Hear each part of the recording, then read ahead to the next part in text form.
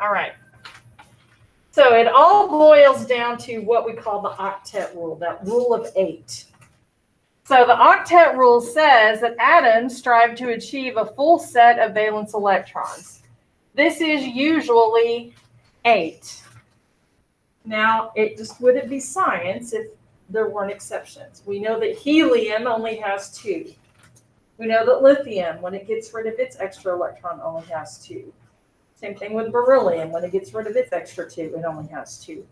But for the most part, atoms in general, if their outermost shell is full, either by having 2 electrons in it or having 8 electrons in it, then it's happy.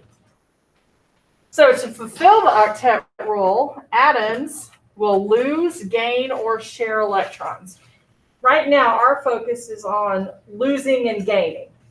Sharing is a whole nother topic that we're going to talk about much later. Atoms will get 8 valence electrons the fastest way by metals losing and nonmetals gaining. So metals lose, nonmetals gain. So why does this happen? Well,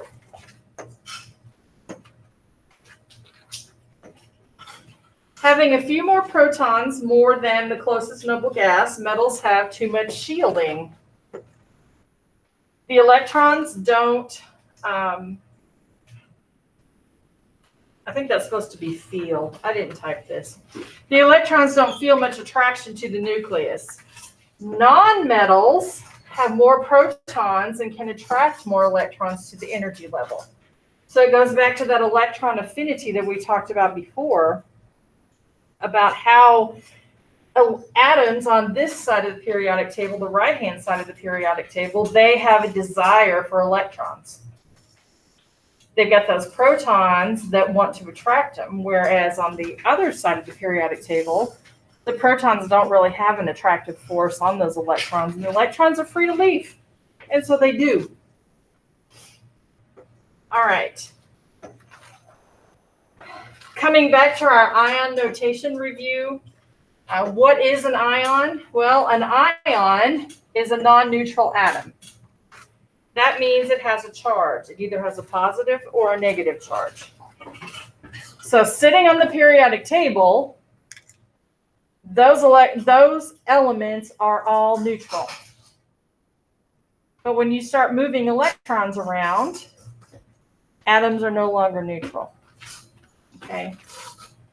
So going back to the previous study guide where we talked about ion notation, all it simply is writing the chemical symbol, in this case magnesium, and then writing the charge.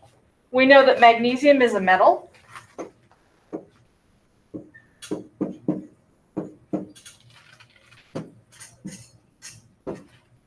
And so we know, because it's a metal, we know it's going to give away its electron. And for that, we look at the group number.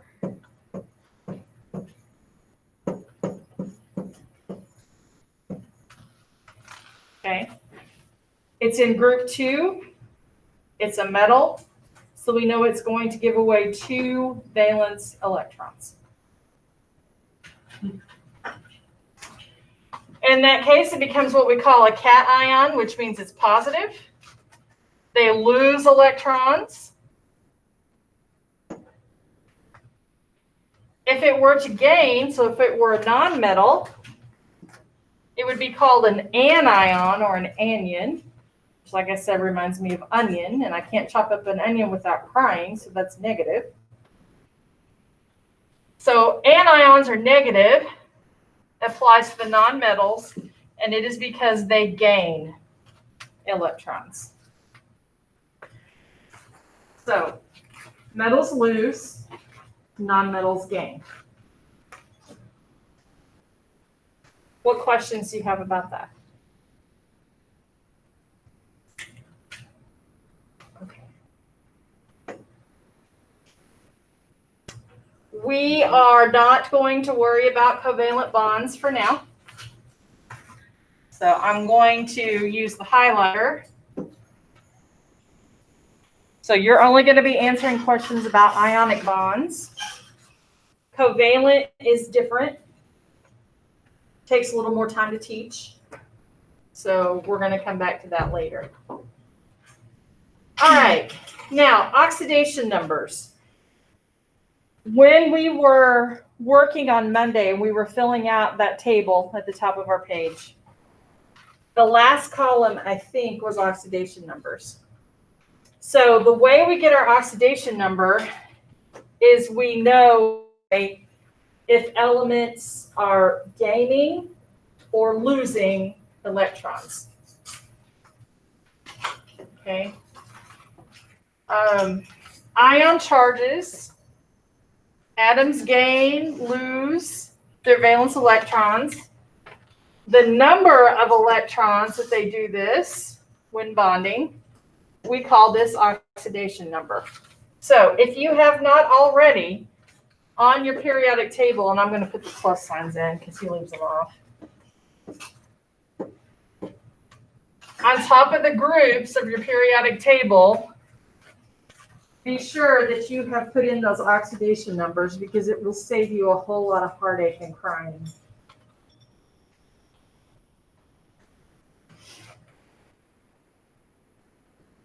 So all you have to do is remember to count to 4 and then count backwards. Because it's 1, 2, 3, 4, 3, 2, 1. And once you remember that, you're in great shape.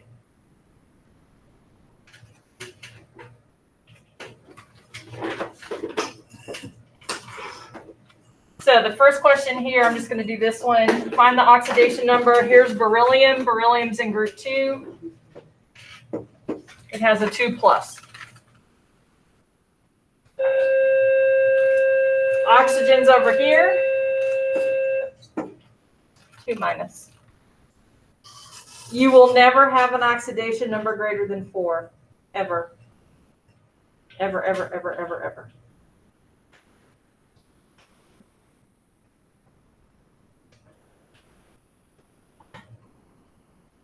And now the shortcut. This is called the crisscross method. This is the one that I told you on Monday that I would teach you, and then you'd be mad at me. Because I have to explain where it comes from.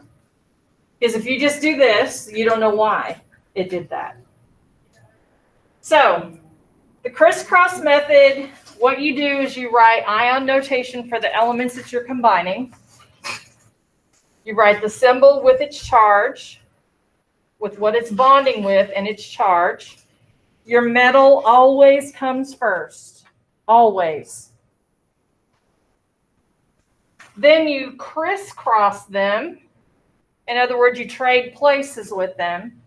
And once you've done that, you do not need the signs anymore. Mathematically, it is now 0. Okay. Now, we'll have more practice with this later. But basically, you're just trading places. So let's do this one. So we have aluminum, which is a 3+. And we have chlorine, which is a 1-. Trade places.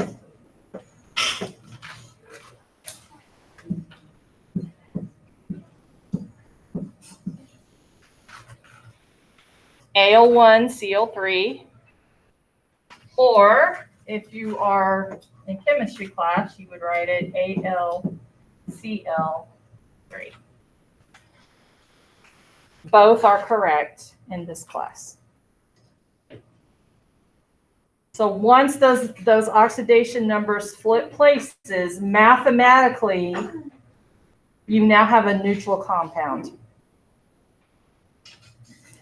But without drawing the Lewis structures, you would not have understood why you have to do that. Questions?